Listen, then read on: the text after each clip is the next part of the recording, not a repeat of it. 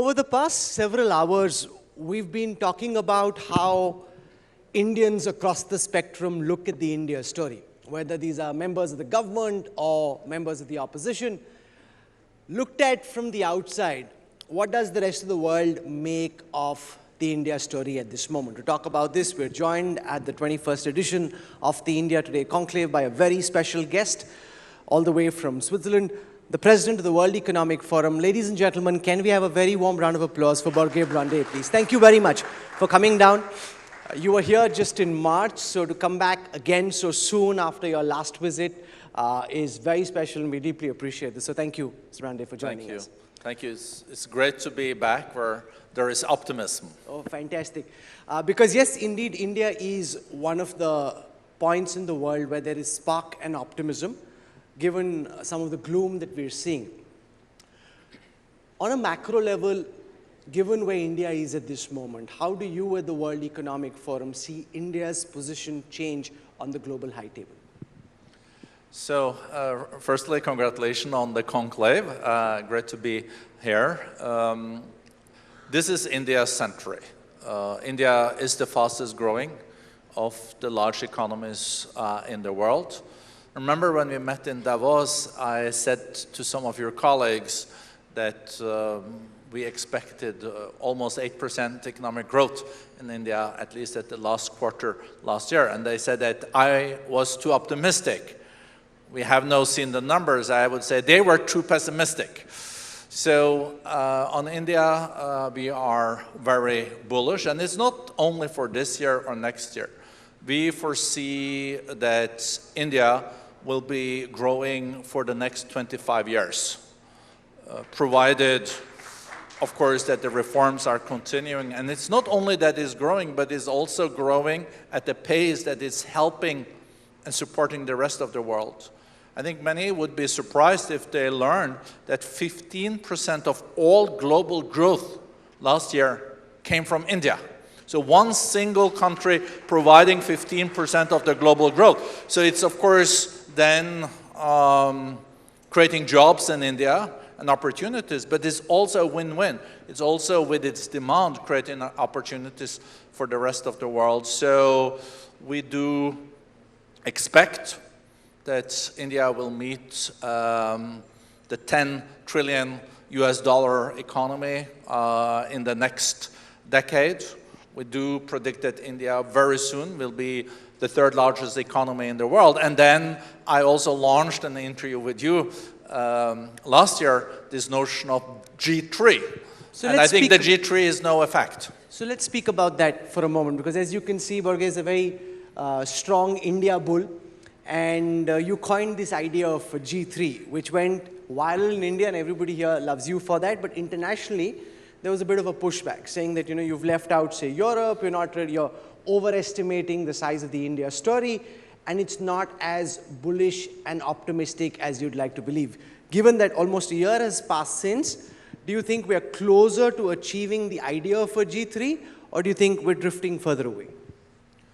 I think it's there, because you have the US economy as the largest in the world, China number 2.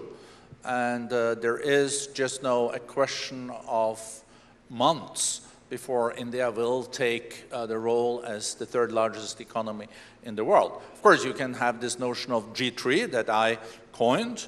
Of course, you can also say there is like a G4 or G5 or a G7 that we currently have. But I know that for India now, it will continue, if the reforms continue, to be at the forefront of growth. And very interestingly, we are now seeing that the emerging economies of the world, where India is now among the real leaders, together with China, is now 50% of all the global growth comes from the emerging economies. And that will continue for the next decade when it comes to growth, according to the economic statistics that we are looking at. And from 2040, we are expecting that the emerging economies will be accounting for 60% of the overall global growth. So this is like a snowball. And you know, a snowball is small at the beginning, but if it starts to roll, it gets bigger, and then it rolls faster. And that's India today. Wow. You know, in case you didn't follow what Børge had said earlier, he said that the coming decade will be the decade of the G3, which is the United States, China, and India. The difference that I'm picking up from what you said last time to now is that you're saying that the G3 is already here. So it's not a concept that you'd explained as being the reality of the future. You're saying we're almost there, already there. That's the difference now. 10 years ago, India was the 10th largest economy in the world. Today, India is the 4th largest economy in the world. It's incredible. And very soon, the 3rd largest economy in the world. So I think the G3 coining, I think I'm very confident that that will hold, and it will even then develop further, because the growth is faster now in India. And of course, there's a lot of things working in India's favor. The geopolitics is working in India's favor, because there is a change in the global value chains. So you do see a lot of companies then establishing themselves and production and manufacturing in India. Secondly, you have so much of a youth surplus. You have one of the youngest populations in the world. So 75% of your population are in an age where they can contribute to work. And on top of this, you also have fiscal prudence. It's maybe a bit boring, but it is extremely important, because you see a lot of indebted countries that are using most of their money now on paying on their debt, the interest. India has been able to be fiscally prudent, and there are reforms. The reforms have to continue, though, as I said. So let's spend a moment on that, because you've spoken about what you think is going right. Give us your sense of what more you'd like to see from India and from the next Indian government to be able to achieve the target of being a $10 trillion economy beyond the reforms that have been implemented at this moment. What are the structural reforms that you'd like the next government to push? Get rid of more red tape, more infrastructure investments. That is already happening. You know, it is real momentum there. Investing even more in education. Every child in India should have access to good primary and secondary education. And that's building also the strength of India today, where India is very digitally literate. So taking into consideration is 1.4 billion people, and even a little bit more than that, the digitally connecting is at a very high level. So no one has to capitalize on that. I think also to be a real hub for manufacturing, we see the second largest economy in the world, China, is 30% of all global manufacturing is happening in China. We are seeing more companies now establishing themselves in India too, but I think there you also have to look at the tariffs, because today manufacturing is getting input factors from different countries. So you get part of it from Bangladesh, you get something from Malaysia, something from Vietnam, but you would like to put it all together in your country, and then you produce higher up in the value chain, you got the profit, you can pay people better salaries. And of course then you have to also look at the tariffs on those products, input factors that you put into that production and manufacturing. But all this, I think, is gradually happening, and that's why you're seeing also the growth. You know, as all of us know, India is on the cusp of the world's largest democratic exercise. And one of the biggest risks the World Economic Forum flagged when you came up with your top global risks report was the menace of artificial intelligence and deep fakes, and the challenge this poses to electoral democracy. Given that this year itself, we've already had a few elections in countries like Indonesia and countries like Argentina, how much of a threat do you think this is at this moment, given that in a few days from now, our first phase of polling will begin for our Lok Sabha elections? one has to be very vigilant about it. I think we can guarantee that the two of us are real here. What you see is real, but we have no guarantee that this can, of course, then be put into something deep fake. So I can be saying something else, and I literally has been saying if people play with it. And unfortunately, there are a lot of people believing that everything they look at in social media is true. So people do come up to me and say, yeah, but I read that on Facebook or read it on Twitter and said, okay, yes, then it has to be true. Maybe, but I think we need to learn that things has to be taken with a pinch of salt. And that is not necessarily the reality. So we have to vaccinate also against that people believe everything that is in the social media. You know, when I grew up, I read edited newspapers where there was an editor making sure that everything was correct in the paper. And the young generation now will need to maneuver in a situation where, of course, they look at the papers, and they are still very good. And also I know that India Today take big pride in that. But they also have to learn to take with a big pinch of salt what they're seeing in social media. But this is a reality. This will not change. It will just accelerate. And the whole artificial intelligence, the Gen AI, is a real game changer. We think it's as impactful as the internet, maybe even as electricity was. So the world is changing much faster, but one has to make sure that you use the AI to the benefit of humankind. And I think there's huge productivity gains that we can see in the coming decade, maybe even 30%. And productivity is really prosperity. If you can produce the same with less resources, you can pay people better, and you move up in the value chain. So you have to embrace it. Of course, we need traffic rules. And I think India is also uniquely positioned to gain from these new technologies, because you have digitally literate people, you have hardworking people, you also have the key critical mass when it comes to digital and digital services. So, but it has, of course, then to go through unicorns and to then become the big companies of the future. Isn't that a very elite way of looking at artificial intelligence? Because we also have a lot of people who don't have the skills and could possibly be on the wrong side of the artificial intelligence Gen AI revolution, where they're left jobless, unable to find and unable to come to terms with a changing world, where a lot of work can now be done through automation. It is true that every change represents both an opportunity and a challenge. So we know that some countries were the richest one after the Second World War and are now lower middle income countries, and some are the richest countries in the world. So if you don't embrace the technology and use it proactively, you can lose out in this global competition. And of course, I'm worried that some of the new technologies can lead to a winner takes it all, because we've seen that in the platform economy.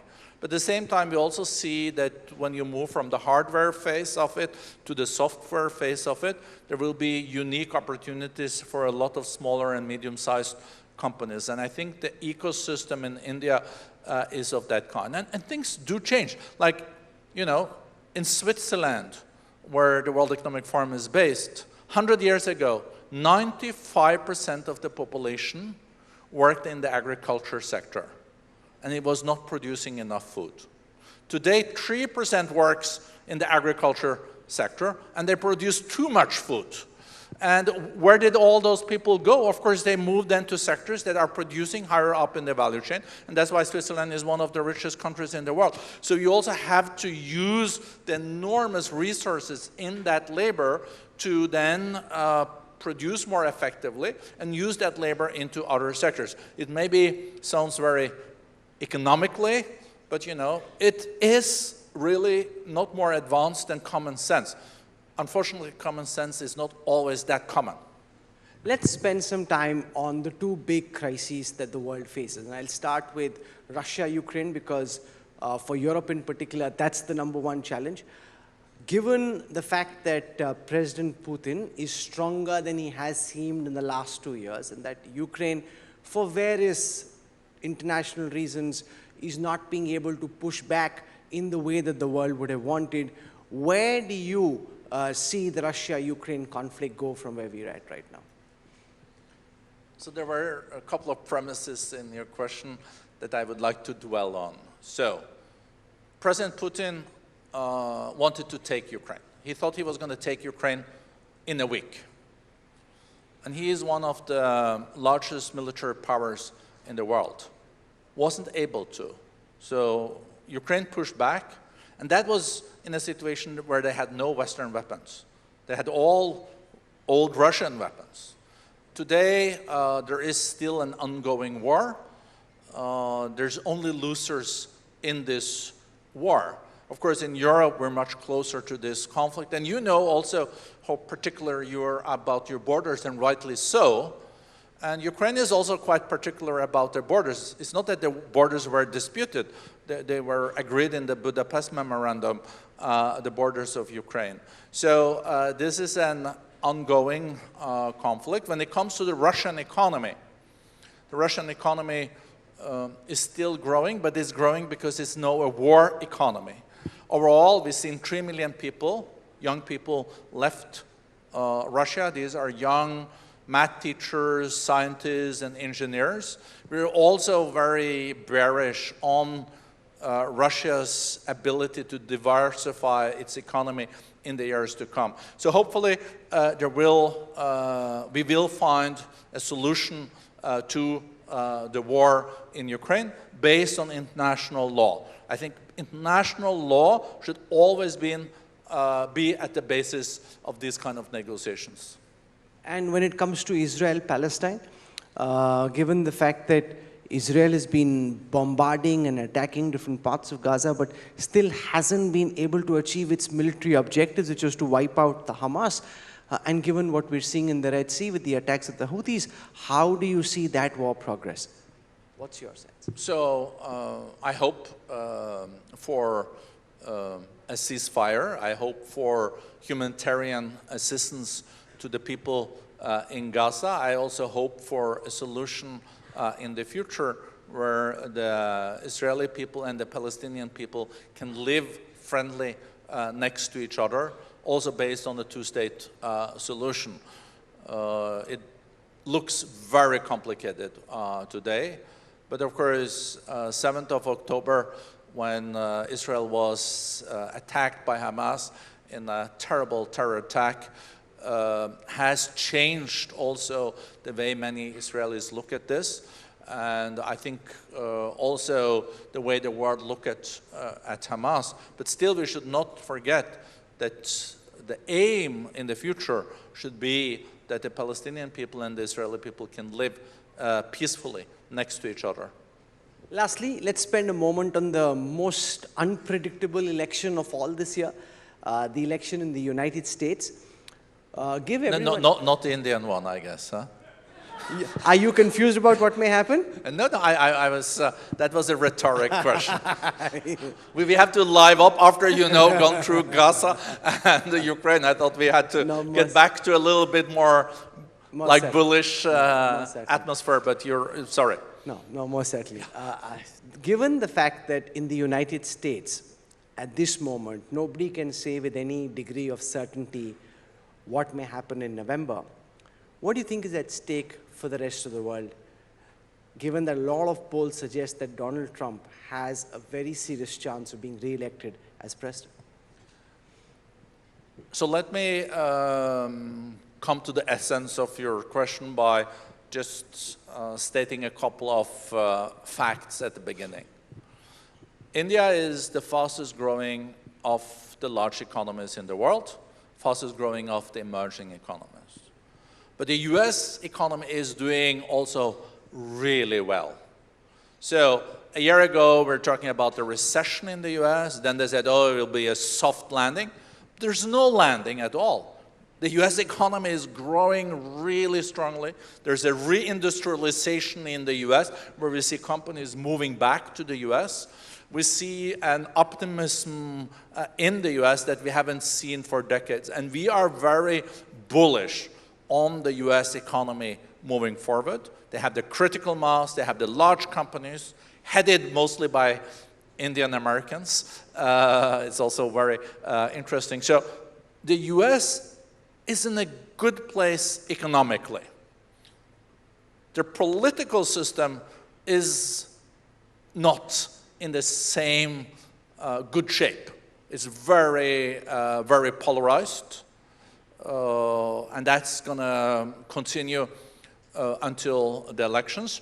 But I think the US can deal with this, and we have to deal also with the outcome of the US elections. No, so I remember in January when we were at the World Economic Forum at Davos, one of your big themes of conversation in the corridors and the sessions was around what happens if Donald Trump comes to power. How do you see the response to that question? So what happens if Donald Trump gets re-elected?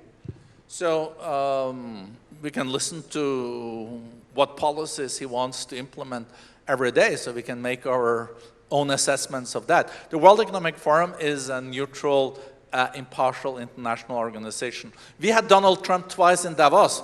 We had also President Biden when he was vice president in Davos. So we will deal with the administration that the US people do elect. Of course, some nations, especially China, is very worried because you heard Donald Trump has said that he will put 60% tariff on China. He's also said that he will put 10% tariff on other nations. I think we will see more and more clarity on the policies moving forward. But as I was saying, the US is now a fast-growing economy under Biden, but the US economy was not doing badly during Trump either, especially before COVID. That was, of course, a game changer. But the policies that Secretary Mnuchin was responsible for as a Treasury Secretary was by many in the business sector in the US seen as a very sober economic policy. I guess you wanted more sound bites on no, this part. No, that's fine. As you said, you're very Swiss, right? Very neutral, not wanting to lean in on either side, and that's totally understandable. Børge Brende, thank you very much for joining us.